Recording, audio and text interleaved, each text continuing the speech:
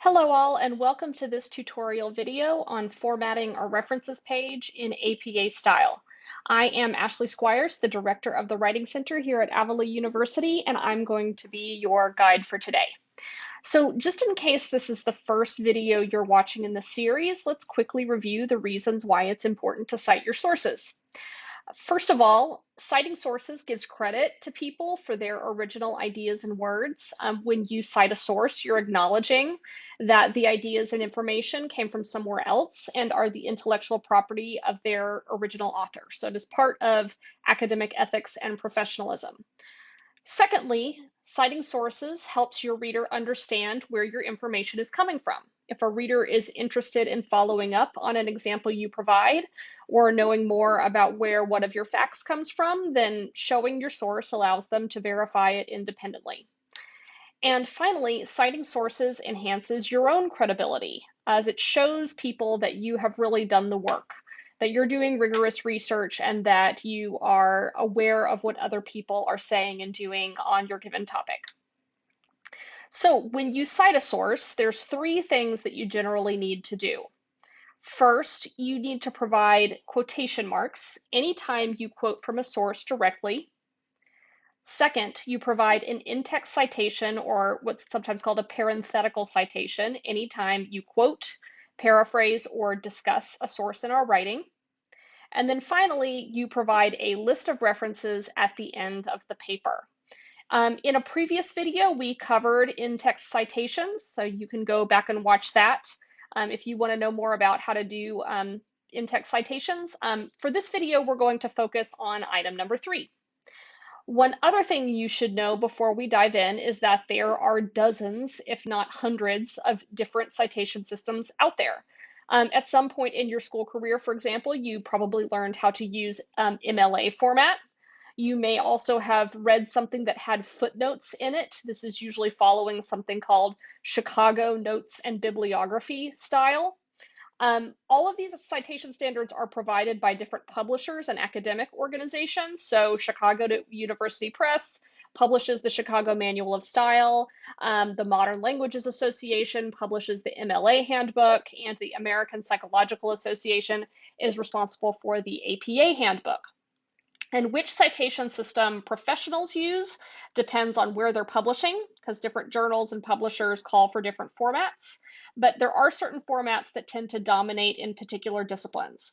So Chicago and MLA are most commonly used in the humanities, but in the social sciences, pretty much everybody uses APA format. So if you are in education or sociology or psychology, this is a good format for you to learn because you will be able to use it for almost anything that you write.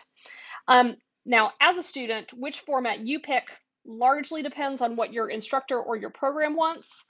So if your instructor wants you to write in APA, then I'm going to show you what to do here. So for the next part, I'm going to switch over to Microsoft Word so that we can look at a real references page together. Now, this is getting a little personal. This is a paper that I actually wrote that was eventually published. And so you can see here that this is something even your teachers have to deal with. It's just part of academic professionalism. It's not something we just make students do because we're mean.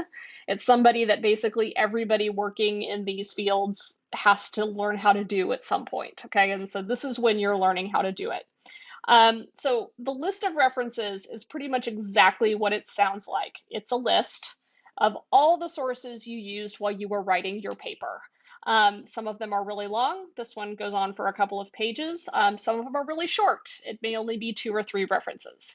But whether it's long or short, it should always look like this. Okay, so first of all, the fact that it's what the reference list is kind of obvious, but why it's here and what relationship it has to your in-text citations is not always so obvious. So again, one of the purposes of citation is to allow other researchers to follow up on what you've done, to go back and look at your sources if they're interested in your topic. And for that to be convenient and usable, your reader needs several pieces of information so that they can easily go search for it. They need, for example, the title of the article. They may need the journal where the article was published. They need to know the page numbers in the journal that the article appears in. And, with the internet, sometimes we can just go and look this up, but sometimes we have older sources, for example, where you may have to do a little bit more digging. You may need more information in order to ultimately find the source that the author you're reading was using.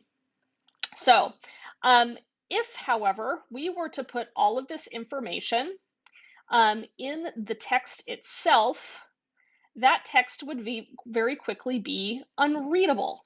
Okay, so like you can see, I have here a citation, an entry on my reference list that goes on for 5 lines. And if I had to insert those 5 lines every time I referred to that source in the text, it would be so awful. It would be so awful to look at. It would be impossible to read. So basically, what the in-text citation does is provide just enough information so that a reader who is actually interested can go and look it up on your references list. Okay, so here's that Donahue right here, 2018. And the date helps in case you have multiple entries that by the same author. Okay, so you can kind of think of the relationship between your in-text citations and your references as kind of like an analog version of a hyperlink on the internet, okay? The in-text citation is a little piece of information that helps direct the reader to the original source.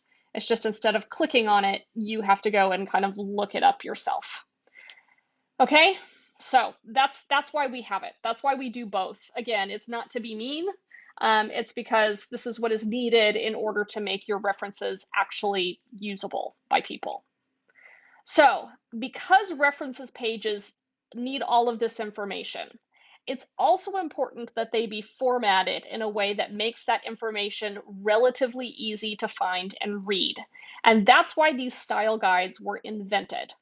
Okay, so this piece of writing, this paper, was published in a book with contributions from lots of different authors. Now, if all of us had gone and basically made up our own referencing style, some of us had put the title at the beginning and then the author second, or the journal or the book title at the beginning and the author third, or just put links in here, then not only would it be kind of ugly and unpleasant to look at, but it would also be really hard to find information. So again, in order for this to be useful, I kind of need to know what to expect going in. I need to know that I'm pretty much always going to see the author's name first, the date next, the title third, etc. Okay, so that's again why the rules are kind of strict. It's in order to make this system useful. It's not just because we are mean. All right. So, what are the rules you need to understand? It can feel like there's a lot of them, but I am going to try to boil it down to just some basics that shouldn't be too overwhelming. Once you understand these basics of how to format it, you can do pretty much anything with a references page, okay? And you can look up whatever it is that you happen to not know in a particular moment. An important thing to remember is that nobody memorizes every single aspect about formatting a references page. We all have to look stuff up. Okay, so first of all, your reference page always has a title. The title is references that appears at the top, centered like this, okay? So just do this at the end of every paper you write in APA style.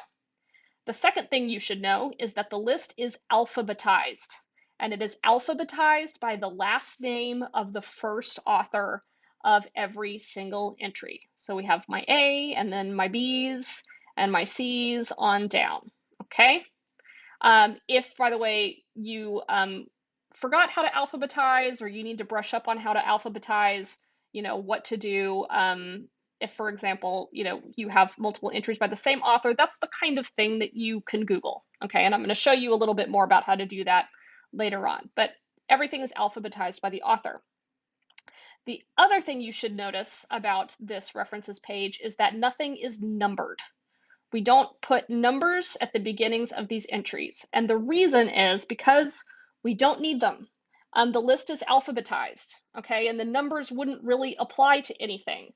Numbers could imply that you're listing these in the order in which they appear in the text. There are actually some citation systems that do that, but APA is not one of them. In APA, we alphabetize by the last name of the first author. You don't ever include any numbers. Now, if you use a citation generator, and there are a lot of free options out there like Grammarly or Scribr or Citation Machine, you may notice that sometimes some of these citation generators will return a list of numbered references. Okay. I don't know why they do this. It is always confusing to me, and it confuses students because these citation generators promise to kind of return you a list of properly formatted references. But if the entries are numbered, then it's actually not properly formatted. Okay. And that's just kind of a thing to know about these tools. It's perfectly fine to use them. It is not cheating to use a piece of software to format a citation. It is to use software to write the paper for you, but to format a citation, it is not cheating. But these citation generators do weird, quirky little things, and so it helps if you understand what's supposed to be happening and what it's supposed to look like, so that you can go back and just delete the numbers and make the little corrections that you need to. Okay, and now finally, this is the last rule of formatting for an APA list of references.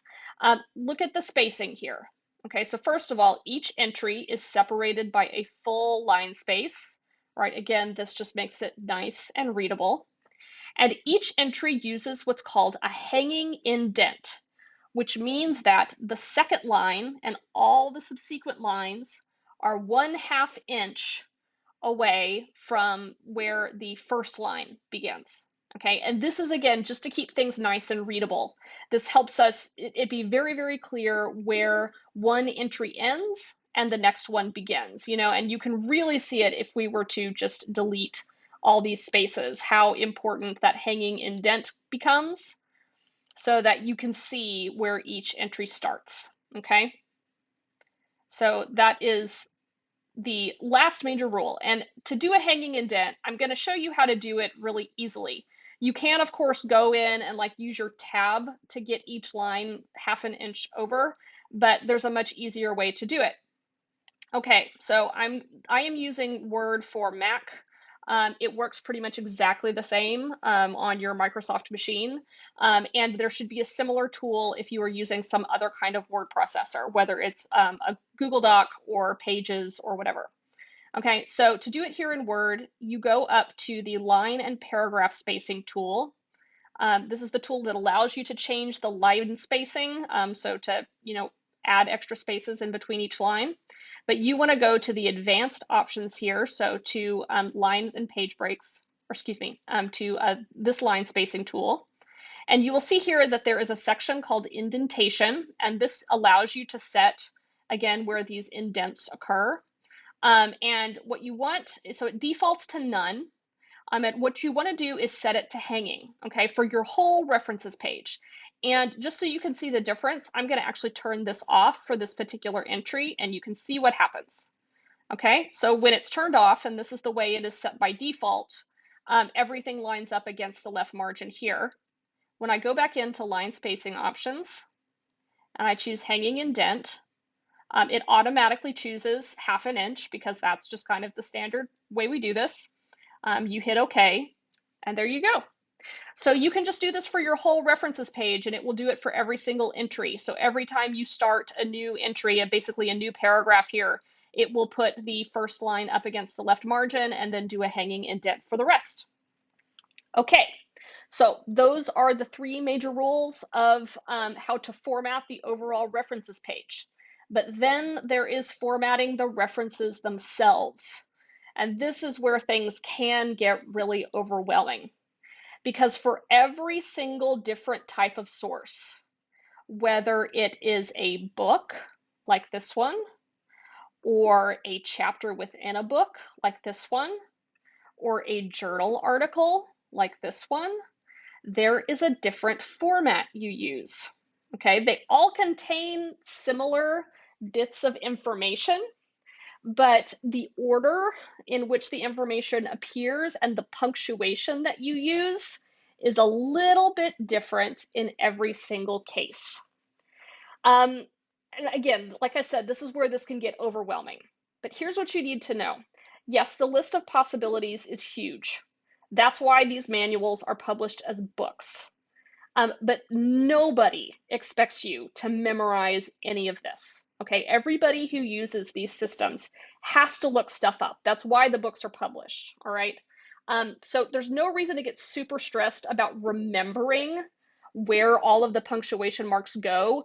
You'll kind of pick up on it the more you do it. You'll kind of remember, oh, yeah, period, parentheses, year, parentheses, period. You'll just kind of remember that the more you do it. It's like learning to play an instrument or something. And the rest you just look up. Okay. So switching back to PowerPoint here. Anytime you need to figure out how to reference something, how to format the actual reference, if you want to do it manually, you can just Google for it. I also recommend that you bookmark a couple of different websites. One is the official APA website, which you can see here, and one is the Purdue Online Writing Lab website. These are both totally comprehensive resources that will tell you how to cite a documentary and a tweet and a Facebook entry and any kind of exotic format that you can possibly think of. But because they're so huge, again, it can also be pretty overwhelming, especially if what you really just need is kind of really basic stuff like how to cite a book.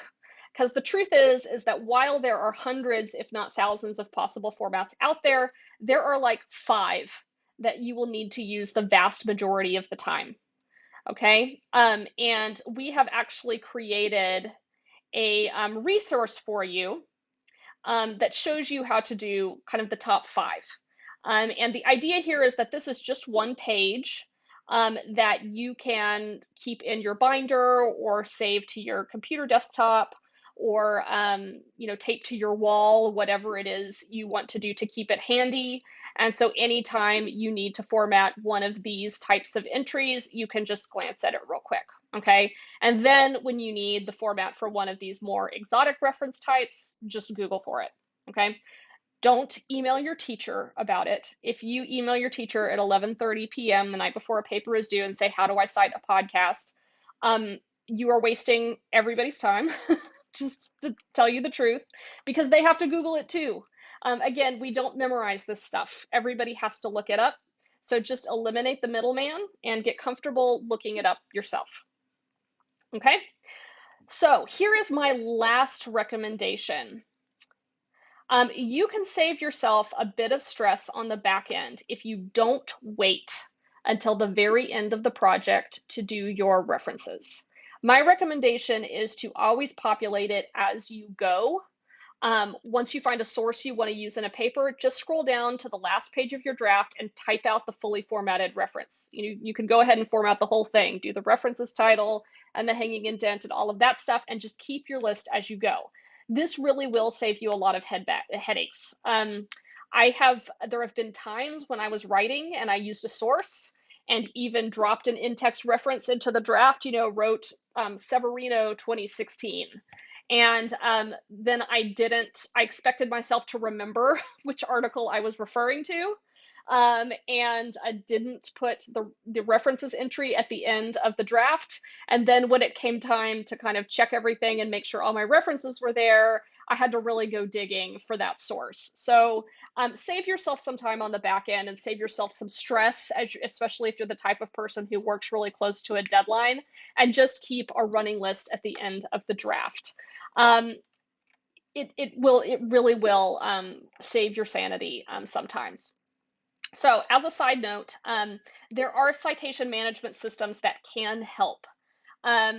Just like there are citation generators, like again, Scribr or Grammarly, that will help you format individual entries. There are citation management systems like EndNote and Zotero that can help you keep track of your sources as you go. So every time you find a new article or find a new book in the library, you just add this to your citation management system, and it again will help you create automatic lists of references and even help you with your in-text citations. The thing is that learning a new software is itself like it takes time and it takes energy, and it may not be worth it if it's just for a short project. If it's for a really big long-term research project, like say your thesis or maybe even a term paper, you might want to look into this, especially if you need help kind of keeping these things organized. But if it's just a course paper that needs 3 to 5 sources, then it's probably actually not going to save you any time, and you're probably just going to be better off keeping a list at the end of your working draft. Okay, so this brings us to the end of our video. I recognize that APA citation can feel really overwhelming, and it's hard to know if you're doing everything right. So if you ever want to talk about it, or if you just want to have somebody check to see that you're doing it correctly, please drop by the Writing Center or make an appointment with us, and we will be happy to help. Thank you so much for watching.